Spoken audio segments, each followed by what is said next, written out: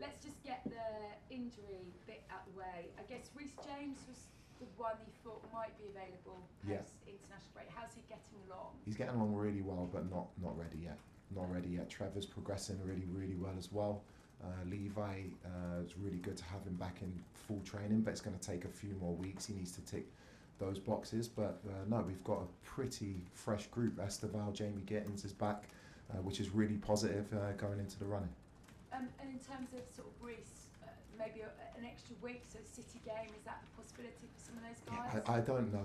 We work day to day, so I don't want to give a timeline and not come through with that timeline, put pressure on those players, but they're all working really well at this moment. Seems like, not just for you, but for quite a few clubs, the international break has given players an opportunity to, shall we say, speak their mind a little bit. A few stories have come out. It feels like about 2 seconds ago I was asking you about Enzo Fernandez and those comments post-PSG. He's spoken again and was asked, obviously, about if he wasn't going to live in London, where would he be? Just further kind of building this momentum around a narrative around Madrid. Have you spoken to him about those comments again? Because last time you defended him, and I wondered what had taken place this time. I spoke with Enzo an hour ago. As a football club, with me as part of that process, we've made a decision. He won't be available for tomorrow's game, and he won't be available for Manchester City on next Sunday.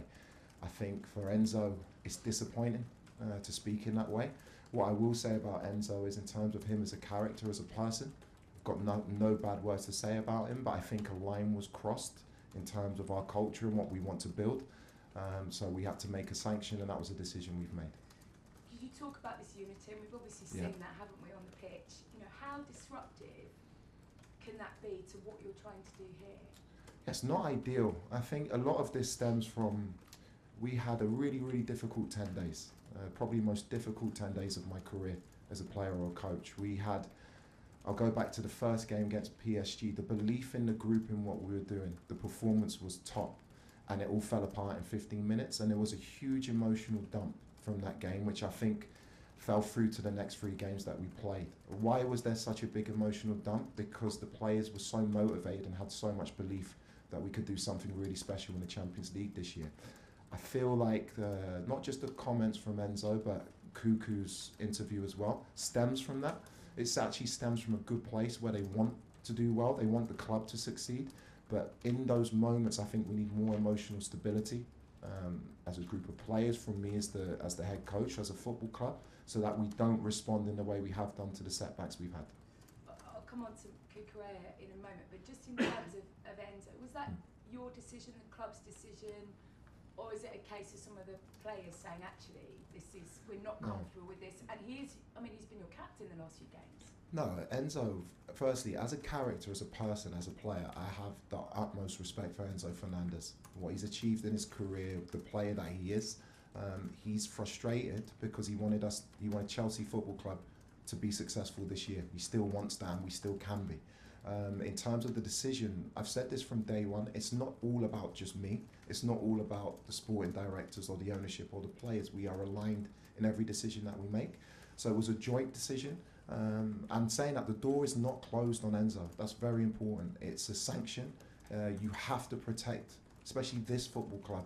This is a winning football club with traditions of success. You have to protect that culture.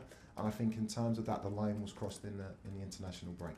As far as you're concerned, when you had that conversation with him, is he happy here? Do you get the sense he is here for the long term, or is he looking for that escape to... Well, I can't speak for him. What I do know is when he's been on the pitch, even at Everton, when we lost the game, really disappointing performance, there was no lack of commitment in his performance. There was no lack of wanting the club to do well. In terms of speaking for him or what he wants in his future, that's not for me to speak about. I want to focus on a massive game tomorrow, where if we win, we can make an FA Cup semi-final, and I want to focus on us still making the Champions League, which is a big possibility. You mentioned Marc Cucurella there. I mean, he was, I guess he chose his words quite carefully. He sort of, you've got a sense, if you read between the lines, of the frustration, that there's clearly a group of older players that don't believe they can maybe win in this current structure that you're working in. Is that a fair assessment of those No, comments? I think, again, fantastic conversation with Mark yesterday. Half an hour in my office. The disappointing thing for me, what we're trying to create here in my time, I've only been here for coming up to 3 months. I can't speak. Feels longer, doesn't it? I'm enjoying it, even the difficult moments. I want players, I've said to them from day one, if they've got any issue with how we do things, to come and speak to me and speak to the sporting directors. My disappointment in Mark's interview is where it went to. I think he should have spoken to us first about the things that he's feeling. I want players to feel that they can speak openly and honestly for the benefit of the football club.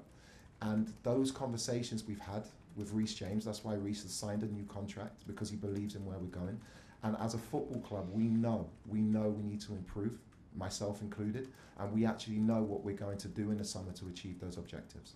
Just finally on that, why do you think that Mark doesn't feel that he can speak to you or one of your maybe many sporting directors? Do you think that he's just unaware of where the kind of power lies within all of this? Everybody knows Mark Cucurella, knows his character. He's a great character. He's passionate. He wants to do well. I think for him, he did an interview, a long interview, where he spoke with passion. He spoke his mind. Yesterday, while I was in the office with him for half an hour, was to remind him, you can come and speak to me. You can be honest with me, and you can be honest with the club about what you want. But that takes time. I've been here for 2.5 months. We played 20 games. So to build those relationships and those connections takes time.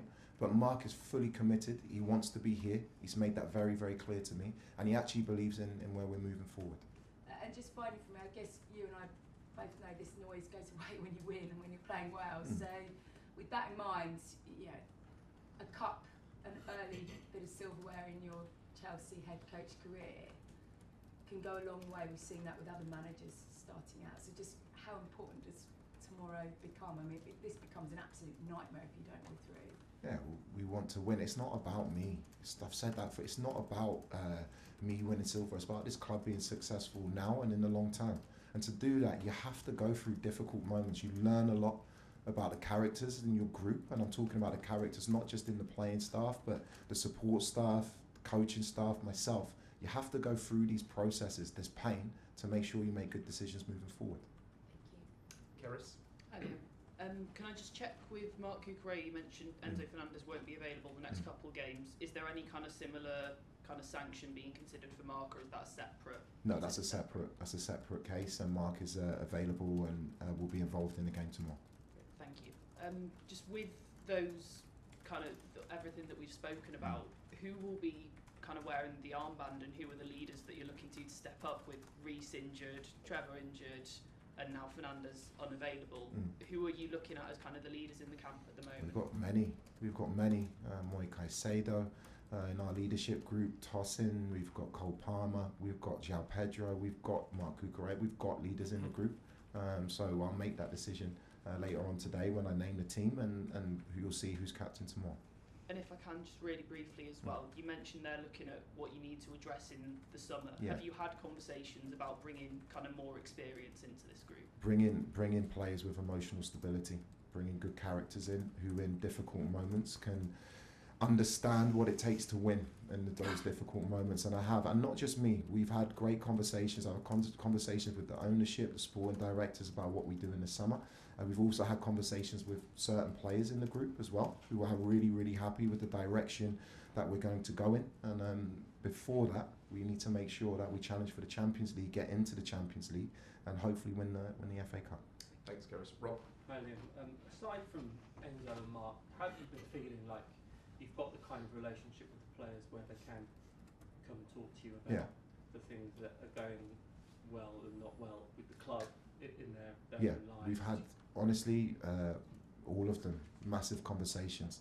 Not just about how we play or results, actually how we move forward and what we need to improve. There's a lot of improvements for us to make, but at the same time, I want a culture here where we can be open and be transparent and challenge each other. And that comes from the players. I want them to be demanding of each other as well. So to create that, you have to have difficult conversations, but you also need to tell each other when you're doing something well. At the moment, you'll see in the coming weeks, there'll be things that happen around this football club that will actions speak louder than words. and you'll see what happens in the next couple of weeks in terms of the commitment of the players to this project.